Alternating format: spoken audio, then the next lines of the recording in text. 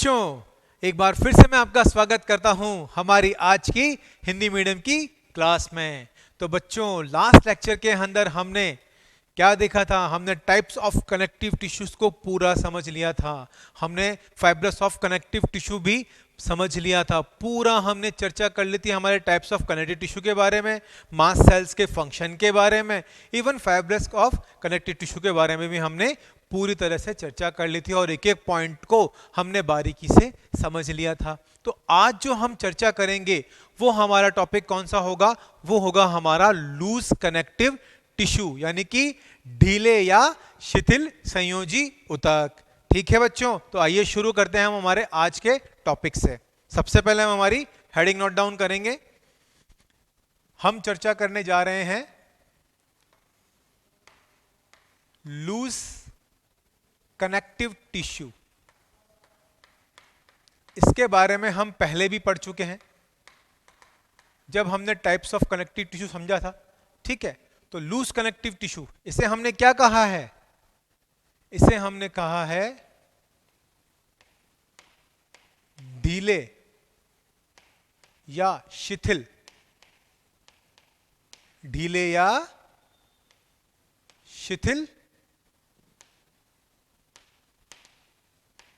संयोजी ऊतक। आई बात समझ में? चलिए, हमने ये भी देखा था जब हमने प्रीवियस लेक्चर लिए थे कि लूज कनेक्टिव टिश्यू दो भागों में विभाजित थे। ठीक है, कौन कौन से में? सबसे पहले हम बात करें किसकी? दो पार्ट में इनको डिवाइड कर देते हैं वापस से, पिछला पढ़ा हुआ आपको याद आ जाएगा। इसको हमने डिवाइड किया था एरियुलर टिश्यू के, सॉरी एरियुलर कनेक्टिव टिश्यू में। ठीक है,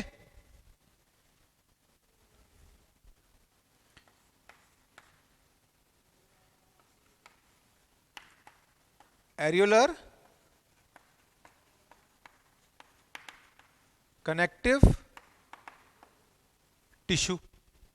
दूसरा कौन सा था हमारा? Adipose tissue.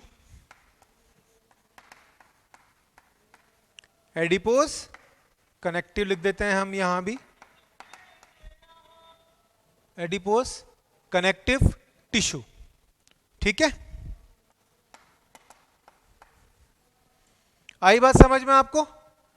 ठीक है, अब एक बार आप इसको नोट डाउन कीजिए, हम चर्चा करते हैं इसके बारे में। ठीक है बच्चों, हमने यहां पे दो टाइप देख लिए, एरियुलर कनेक्टिव टिश्यू और adipose connective tissue. Areolar connective tissue को हम एक नाम से और जानते हैं। बताइए किस नाम से जानते हैं? हमने पढ़ा था अंतराली। क्या? अंतराली योजी ऊतक। ठीक है, याद आ रहा है? Very good. एडिपोज टिश्यू, इसको हमने पढ़ा था क्या? ये होता है हमारा वसीय ऊतक। क्या होता है यह? वसीय योजी ऊतक। आई बात समझ में? ठीक है, अब हम क्या करेंगे? हम वन बाय वन, यानी कि एक एक के इनको टाइप्स को हम समझेंगे। तो सबसे पहले हम चर्चा किसकी करेंगे? एरियुलर कनेक्टिव टिश्यू की। ठीक है, चलिए, तो सबसे पहले हम चर्चा कर लेते हैं हमारे पहले पॉइंट की, जो है हमारा एरियुलर कनेक्टिव टिश्यू। आई बात समझ में? अंतराली योजी ऊतक। ठीक है, चलिए,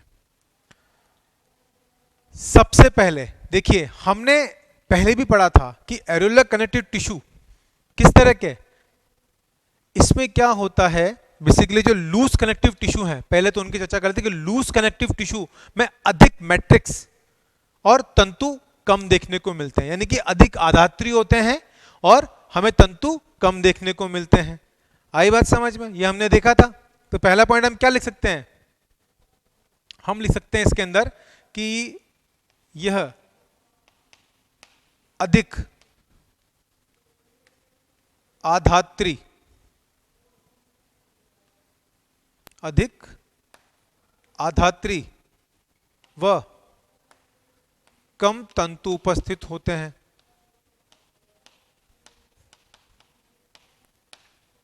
उपस्थित होते हैं, ठीक है। हम बात करें लूज कनेक्टेड टिश्यू के रेस्पेक्ट में, ठीक है। अब हम बात करें एरियोलर कनेक्टेड टिश्यू में। तो जो एरियोलर कनेक्टेड टिश्यू है ये क्या होते हैं, संख्या में अधिक होते हैं। पहली चीज क्या लिखेंगे हम इन्हें, यह संख्या में अधिक उपस्थित होते हैं।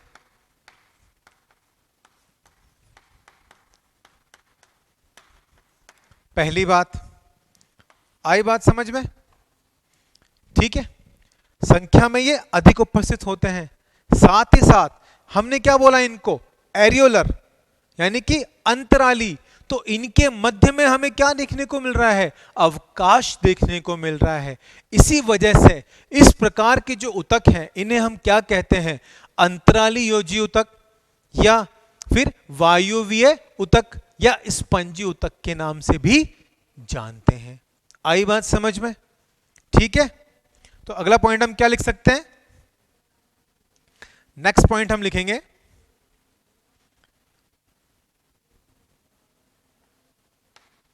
इस प्रकार के ऊतक में अंतराकोशिकीय अवकाश उपस्थित होते हैं। क्या उपस्थित होते हैं, अंतराकोशिकीय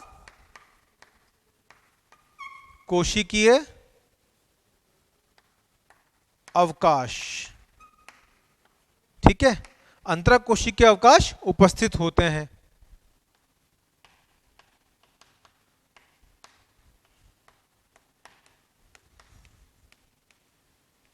इसी वजह से इन्हें हम क्या कहते हैं, नेक्स्ट पॉइंट, इसी वजह से इन्हें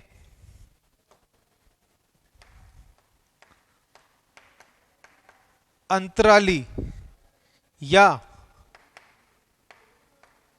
स्पंजी व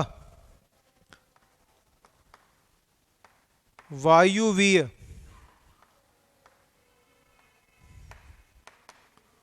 ऊतक भी कहते हैं। आई बात समझ में, क्लियर हुआ यहां तक, ठीक है। लूज कनेक्टेड टिश्यू के बारे में हमने बात करी कि अधिक आधात्रीय व कम तंतु उपस्थित होते हैं, लेकिन एरियोलर कनेक्टेड टिश्यू में यह संख्या में अधिक उपस्थित हैं। इस प्रकार के ऊतक में अंतराली कोशिकीय अवकाश उपस्थित होता है। इनके मध्य में जो अवकाश उपस्थित है उसी की वजह से क्या बोलते हैं, इन्हें अंतराली या स्पंजी या वायुवीय ऊतक भी कहते हैं। आई बात समझ में, चलिए अगले पॉइंट की हम चर्चा कर लेते हैं। नेक्स्ट पॉइंट हमारा क्या होगा, नेक्स्ट पॉइंट है हमारा कि इनके बीच में जो ये अंतरालीय अवकाश है, ठीक है ना, इन योजितकों के मध्य में जो ये अंतरालीय अवकाश है ये किससे बना है, इसके मध्य के अवकाश को भी हम क्या बोलते हैं, एरियोलर के नाम से जानते हैं। किस नाम से जानते हैं, एरियोलर के नाम से। इसे हम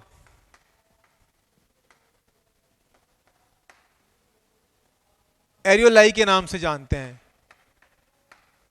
ठीक है ना। किस नाम से जानते हैं, एरियोलाई के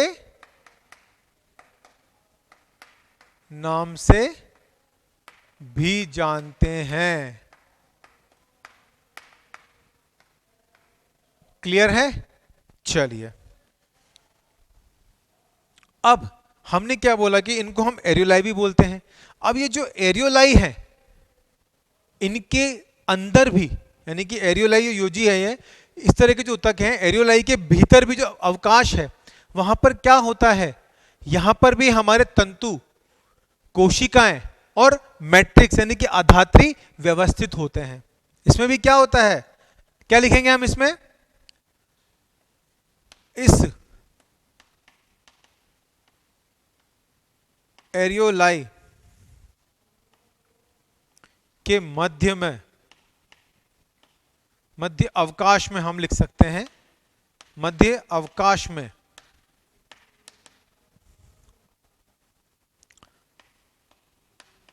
तंतु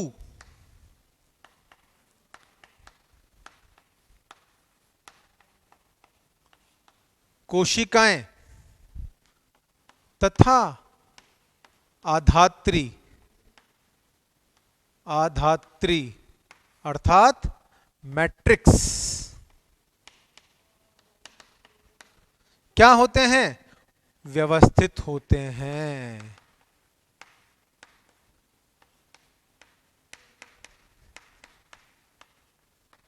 आई बात समझ में?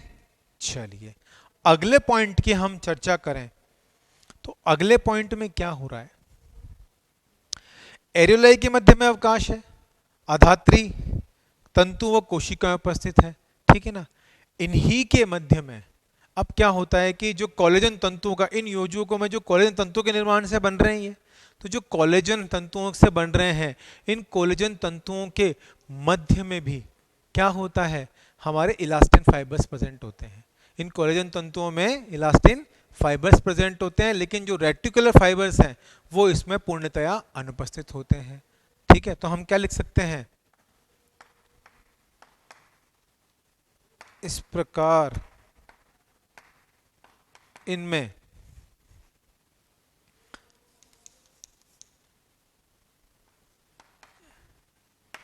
इलास्टिक फाइबर्स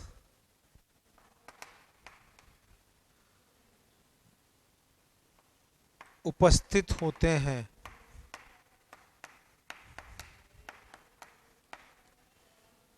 परंतु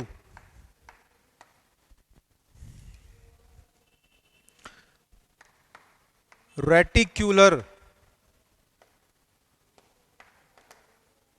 फाइब्रस पूर्णतया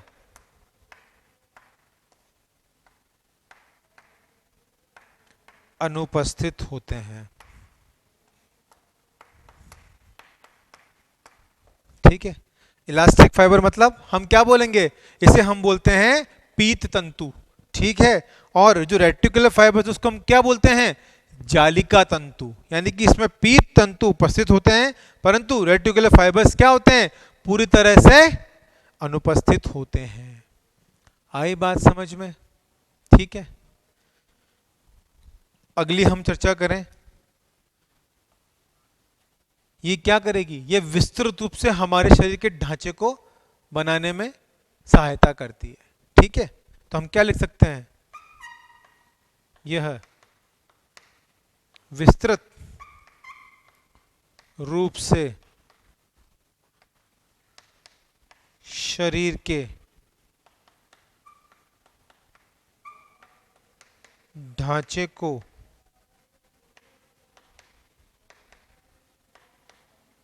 ढांचे की सतह को लिख सकते हैं हम, ढांचे की सतह को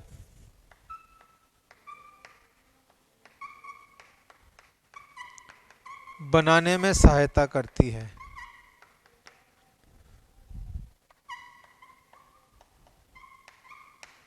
बनाने में सहायता करती है। आई बात आपको समझ में? ठीक है, यहां तक आप इसको नोट डाउन कीजिए, फिर इसके बाद हम इसके एग्जाम्पल्स की चर्चा करते हैं। ठीक है बच्चों, आप नोट डाउन कीजिए। हाँ तो बच्चों, हमने चर्चा कर ली किसके बारे में, एरियोलर कनेक्टिव टिश्यू के बारे में। ठीक है, अब देखिए इसके सभी पॉइंट्स को हमने समझ लिया, तो आपने नोट डाउन कर लिया होगा, तो मैं यहाँ से इसको रब कर सकता हूँ। ठीक है, तो मैं इसको यहाँ से रब कर देता हूँ।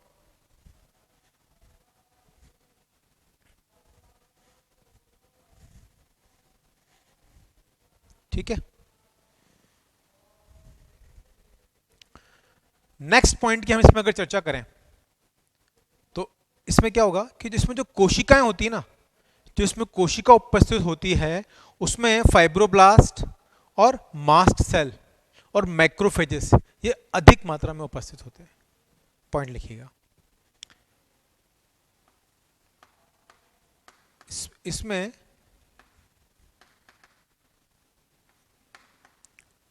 कोशिका में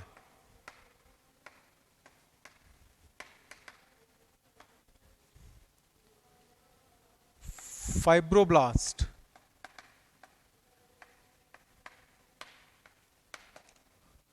मास्ट सेल तथा मैक्रोफेजेस, क्या मैक्रोफेजेस अधिक मात्रा में उपस्थित होते हैं।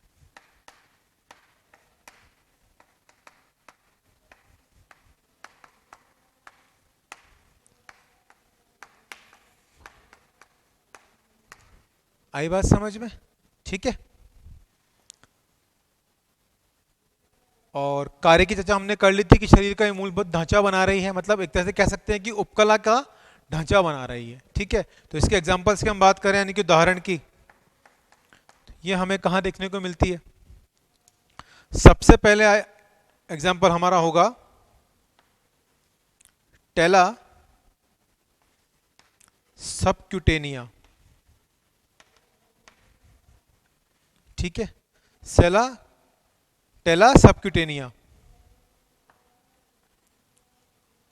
इसमें क्या है, जो टेला सबक्यूटेनिया है यह शरीर की जो सतह है, अंतराली योजी ऊतक की जो सतह है, उसको ये हमारे योजी पेशी स्तर से जोड़ती है।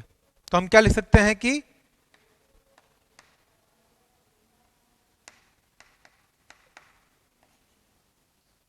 अंतराली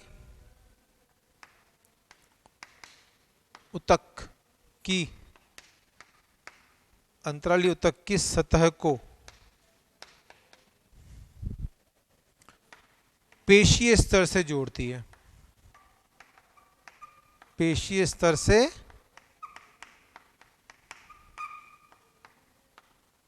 जोड़ती है। ठीक है, अगली इसमें हम चर्चा करें तो दूसरी कौन सी होगी हमारी? एंडोमाइसियम। इस तरह का जो हमें कोशिका है एरोले कनेक्टिव टिश्यू हमें कहां देखने को मिलता है? एंडोमाइसियम में। ये क्या होती है? एक पेशीय होती है, एक पेशीय आवरण होता है, ये कह सकते हैं आवरण में। ठीक है, दूसरी होती है हमारी पेरीमाइसियम।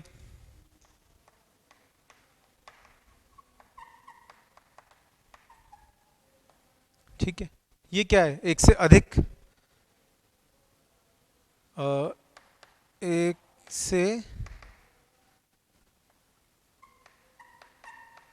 अधिक समूह का आवरण बनाती है। ठीक है, तीसरी होती है हमारी एंडोन्यूरियम। कौन सी होती है? एंडोन्यूरियम। ठीक है, यह तंत्रिका तंतु का आवरण बनाती है। यह तंत्रिका तंतु का आवरण बनाती है।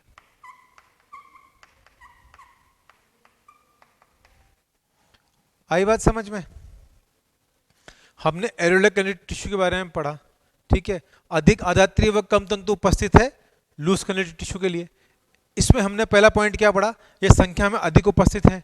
इस प्रकार के ऊतक में अंतरकोशिकीय अवकाश उपस्थित होता है। इसी की वजह से हम इसको क्या बोलते हैं? हम अंतराली या स्पंजी या वायवीय ऊतक भी कहते हैं। और इन्हीं अंतराली ऊतक के मध्य में अवकाश होने की वजह से हम इनको क्या बोलते हैं? एरियोलाई भी बोलते हैं। और ये जो एरियोलाई होते हैं इनके मध्य में क्या होता है? इनके मध्य में हमारे तंतु, कोशिकाएं और मैट्रिक्स यानी कि आधात्री व्यवस्थित होते हैं। साथ ही हमने चर्चा करी इसमें कोशिका में क्या होता है? फाइब्रोब्लास्ट, मास्ट सेल, मैक्रोफेजेस हमें अधिक मात्रा में देखने को मिलते हैं। ठीक है, एग्जाम्पल की बात करें तो हमें किस में देखने को मिलती है, ये टेला सबक्यूटेनिया में मिलती है, एंडोमाइसियम में मिलती है और पैरामाइसियम में मिलती है और एंडोन्यूरियम में हमें ये देखने को मिलती है। तो यहाँ पर हमने एरुलर कनेक्टिव टिश्यू के बारे में चर्चा कर ली। अब अगली जो हम चर्चा करेंगे वो करेंगे किसके बारे में, एडिपोस कनेक्टिव टिश्यू यानी कि वसीय योजी ऊतक के बारे में। ठीक है, तो तब तक आप इसको यहां तक नोट डाउन कर लीजिए। ठीक है, हाँ तो बच्चों यहाँ हमने इसको समझ लिया एरुलर कनेक्टिव टिश्यू को, और आपने सब नोट डाउन भी कर लिया होगा। ठीक है, अगली हम चर्चा करेंगे किसकी, एडिपोस टिश्यू के बारे में। तो मैं इसको रब कर सकता हूँ। ठीक है, मैं इसको क्लीन कर देता हूँ। चलिए,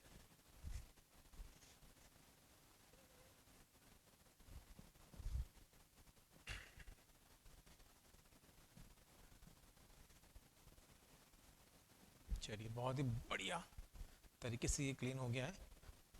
ठीक है, तो नेक्स्ट हम जो चर्चा करने वाले हैं वो करेंगे हम किसकी, एडिपोस कनेक्टिव टिश्यू यानी कि वसीय योजी ऊतक के बारे में। तो सबसे पहले हम हमारा पॉइंट डाल लेते हैं। सेकंड हम बात कर रहे हैं किसकी,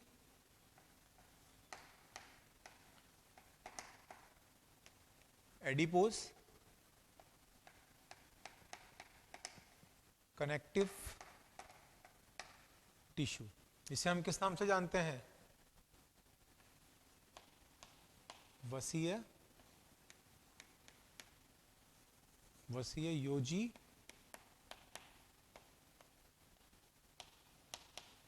ऊतक। ठीक है, चलिए सबसे पहली बात, जो एडिपोस कनेक्टिव टिश्यू है एक तरह से हम क्या कहते हैं, ये एरियोलर कनेक्टिव टिश्यू का ही रूपांतरण है।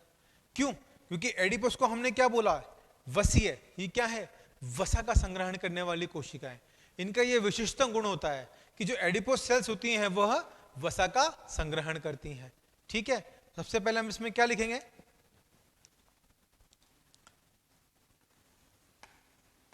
यह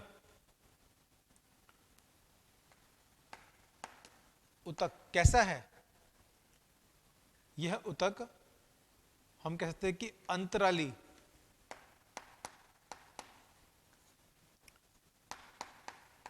योजी ऊतक का, अंतराली योजी ऊतक का रूपांतरण है। क्या है, रूपांतरण है एरियुलर कनेक्टिव टिश्यू अर्थात अंतराली योजी ऊतक का।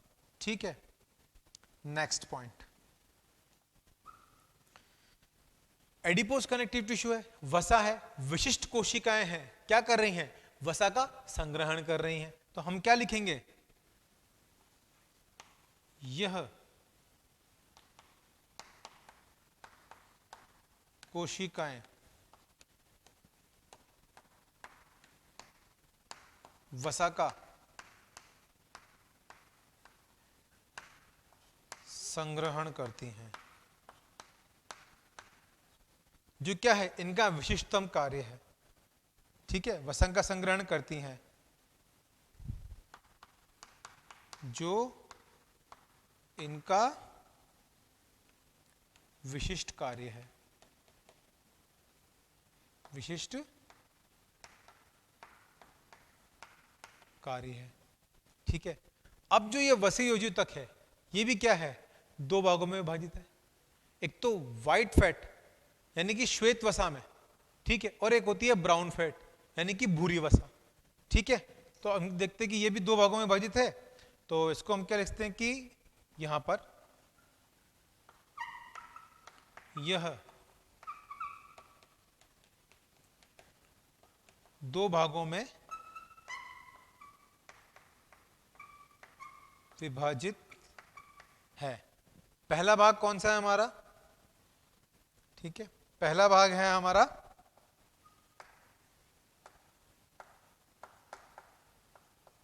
श्वेत वसा।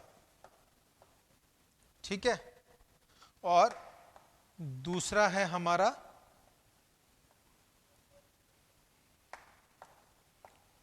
भूरी वसा। यानी कि ये क्या है, श्वेत मतलब व्हाइट फैट, तो इसको हम क्या लिख सकते हैं, ये हो गया हमारा व्हाइट फैट, और भूरी वसा ये क्या है, ये है हमारा ब्राउन फैट।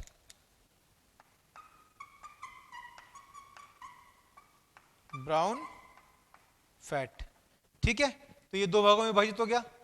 अब इसको भी हम एक एक वन बाय वन समझ लेते हैं। श्वेत वसा, सबसे पहले हम किसकी चर्चा करेंगे, श्वेत वसा के बारे में, ठीक है। तो हमारा पहला पॉइंट क्या होगा, पहले हम चर्चा कर रहे हैं श्वेत वसा की, ठीक है। चलिए, जैसा कि हमें इसके नाम से पता चल रहा है कि श्वेत वसा ये कैसी है, वाइट है और चमकदार है। लिख सकते हैं,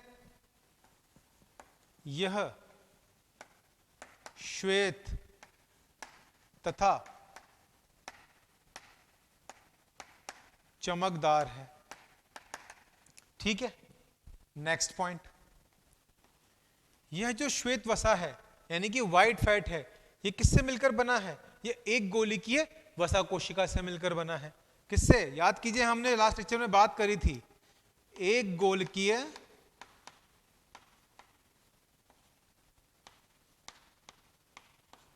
वसा कोशिका से मिलकर बना है। एक गोलकीय वसा कोशिका से मिलकर बना हुआ है।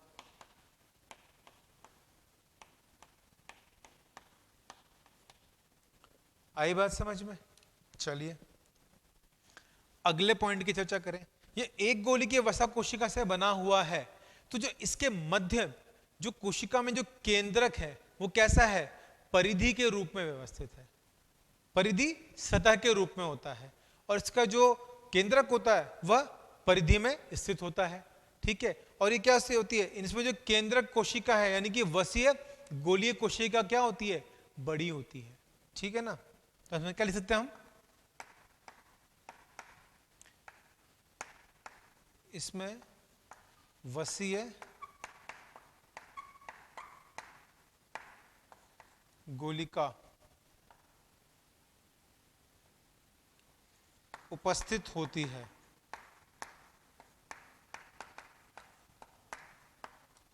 ठीक है। इसमें वसीय गोलिका उपस्थित होती है तथा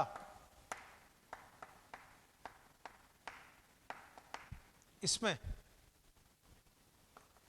कोशिका द्रव्य, इसमें कोशिका द्रव्य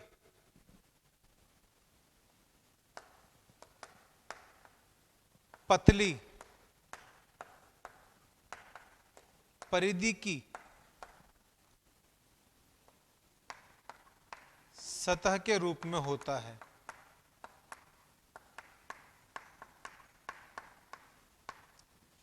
तथा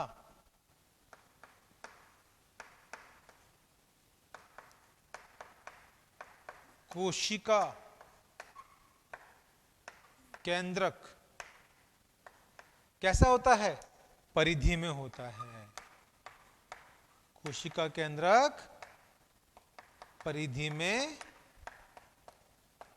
होता है।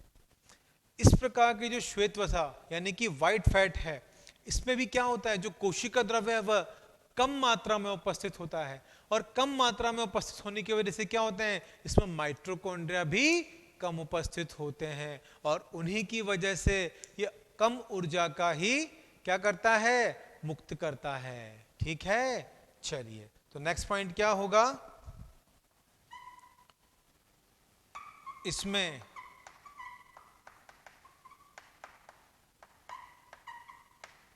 कोशिका द्रव्य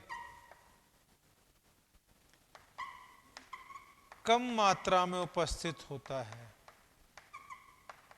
कम मात्रा में उपस्थित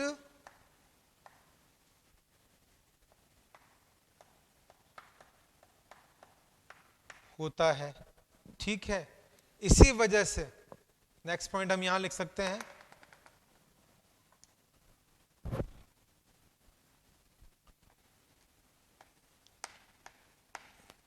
इसी वजह से यह कम ऊर्जा को मुक्त करता है। आई बात समझ में? ठीक है ना। अब ये हमें कहां कहां देखने को मिलता है उसके बारे में हम चर्चा करेंगे। ठीक है, तो ये हमें कहां देखने को मिलेगा? यह हमें देखने को मिलेगा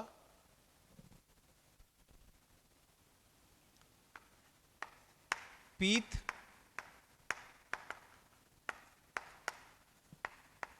अस्थि मज्जा में। ठीक है, दूसरा हमें यह देखने को मिलेगा किसमें? यह हमें देखने को मिलेगा ऊंट की कुबड़ में। ठीक है ना, किसमें? ऊंट की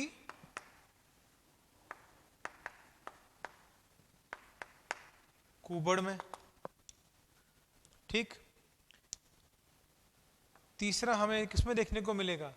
यह हमें देखने को मिलेगा भेड़ की पूंछ में। भेड़ की पूंछ में। आई बात समझ में? यहां तक आप इसको नोट डाउन कीजिए। ठीक है बच्चों, तो हमने श्वेतसार के बारे में पढ़ लिया। अब अगली हम किसकी चर्चा करेंगे? हम चर्चा करेंगे ब्राउन फैट की, यानी कि भूरी वसा के बारे में। तो मैं इसको रब कर सकता हूं।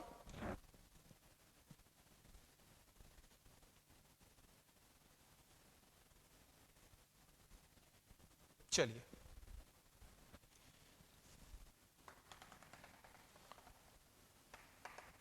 ठीक है। तो सेकंड हम किसकी बात कर रहे हैं? सेकंड हम बात कर रहे हैं हमारी भूरी वसा की, जिसे हम क्या बोलते हैं? ब्राउन फैट भी बोलते हैं। Brown fat. ठीक है, फर्स्ट पॉइंट। पहले पॉइंट की चर्चा करें। जो भूरी वसा है वह किससे मिलकर बनी होती है? वह बहुगोलिकीय वसा कोशिका से मिलकर बनी होती है। तो पहली चीज हम क्या लिखेंगे? यह बहुगोलकीय वसा से मिलकर बनी होती है।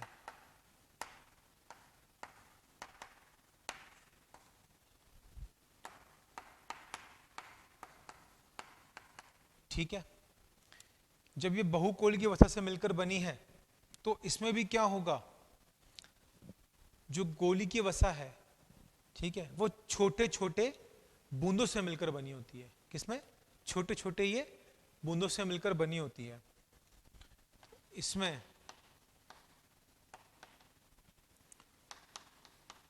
जो वसा है वह छोटी छोटी, हम लिख सकते हैं कि वसा कोशिकाओं से मिलकर बनी होती है। वसा कोशिकाओं से मिलकर बनी होती हैं। ठीक है, और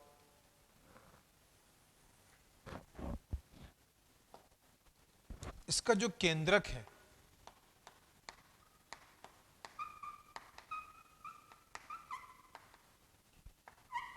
वह, इसका जो केंद्रक है वह मध्य में होता है। ठीक है, अगले पॉइंट की हम चर्चा करें। इसमें जो कोशिका द्रव्य है, ठीक है ना, कोशिका द्रव्य जो है वह मात्रा में क्या होता है? अधिक होता है। ठीक है, हमने बात करी थी व्हाइट फैट में, इसमें जो कोशिका द्रव्य था वो कम मात्रा में उपस्थित था, लेकिन जो ब्राउन फैट है इसमें जो कोशिका द्रव्य है वह अधिक मात्रा में उपस्थित है। तो हम लिख सकते हैं इसमें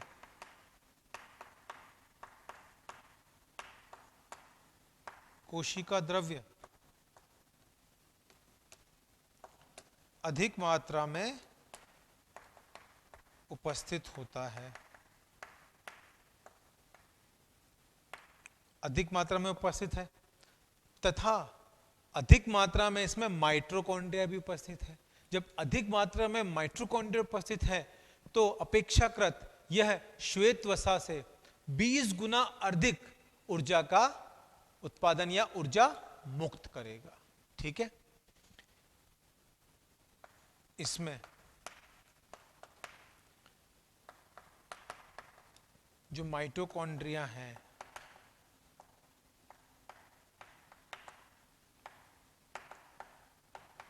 वह भी अधिक है।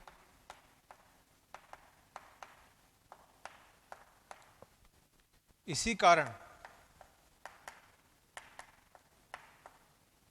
यह श्वेत वसा की तुलना में, आपको विजिबल है यहां तक? आपको यह श्वेत वसा की तुलना में,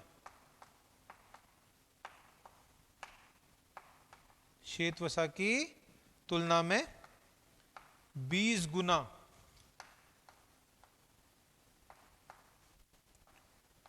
अधिक ऊर्जा मुक्त करेगा, 20 गुना अधिक ऊर्जा मुक्त करता है।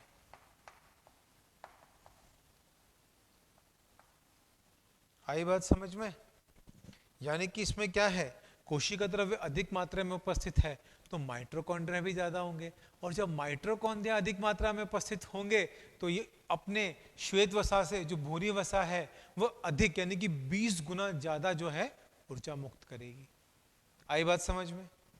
चलिए अगले पॉइंट की चर्चा करते हैं। ये आपने नोट डाउन कर लिया होगा, ठीक है?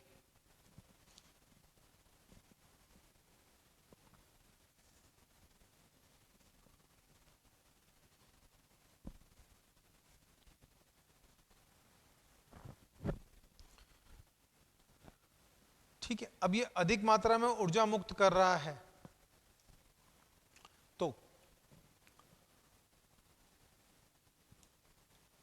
तो हम क्या देखेंगे, इसके उदाहरण की चर्चा हम कर लेते हैं। तो उदाहरण में हम क्या देखेंगे, ये हमें बेसिकली जो न्यूबॉर्न बेबी होते हैं, जो नवजात शिशु होते हैं, उनके अंदर हमें ब्राउन फैट यानी कि भूरी वसा पाई जाती है। क्यों? क्योंकि जो नवजात शिशु होता है ना, उसको क्या होती है कि शीत से बचाना होता है, यानी कि सर्दी से बचाना होता है। तो सर्दी से प्रोटेक्शन के लिए क्या होती है, उसके शरीर में ये ब्राउन फैट उपस्थित होती है। तो ये पॉइंट भी हम इसमें लिख सकते हैं। ठीक है, क्या हम लिखेंगे,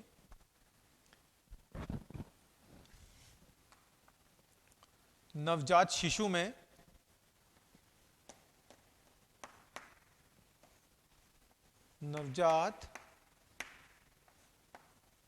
में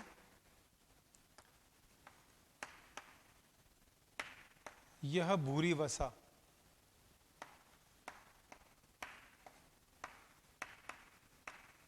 पाई जाती है।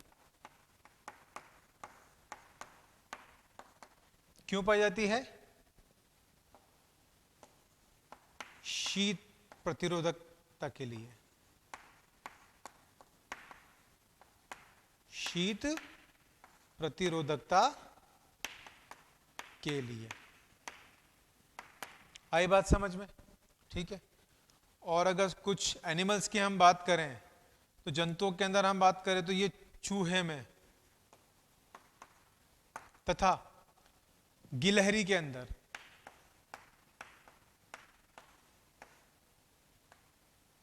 इत्यादि। ठीक है ना, चूहे और गिलहरी के अंदर भी हमें जो है ब्राउन फैट देखने को मिलता है। तो यहां पर हमने लूज कनेक्टिव टिश्यू के बारे में बच्चों चर्चा कर ली। ठीक है, लूज कनेक्टिव टिश्यू में हमने एरुलर कनेक्टिव टिश्यू और हमारा एडिपोज कनेक्टिव टिश्यू, अंतराली योजयुतक और वसी योजयुतक के बारे में हमने चर्चा कर ली। ठीक है, कंप्लीटली हमने भूरी वसा को भी पढ़ लिया और हमारी श्वेत वसा के बारे में भी हमने इस लेक्चर में चर्चा कर ली है। अब बेटा अगले लेक्चर के अंदर हम बात करेंगे किसकी, डेंस कनेक्टिव टिश्यू के बारे में। तब तक के लिए धन्यवाद।